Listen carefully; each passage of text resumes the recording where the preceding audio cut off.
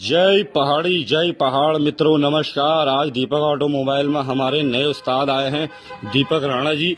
तो दीपक राणा जी का बहुत बहुत धन्यवाद, हमारे चकुटिया शहर में आए हमारे ऑटोमोबाइल में। तो आज के बाद ये हमारे हेड उस्ताद यही हैं हमारे गैरेज के। तो मित्रों, ये हमारे मिस्त्री, ये ऑलराउंडर मिस्त्री हैं। स्कूटी, बुलेट, कोई भी अन्य गाड़ी आप ला सकते हो। ये बहुत अच्छा काम जानते हैं और बहुत बढ़िया काम जानते हैं। तो आप लोगों का सबका धन्यवाद। जय पहाड़ी, जय पहाड़।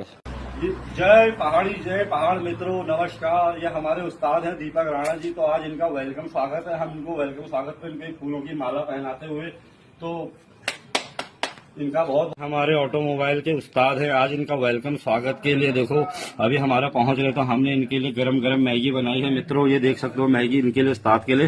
ये हमने इनके लिए चाय और ये इनके स्वागत के लिए पानी। तो ये हमारे उस्ताद का बहुत बहुत धन्यवाद। जय पहाड़, जय पहाड़ी।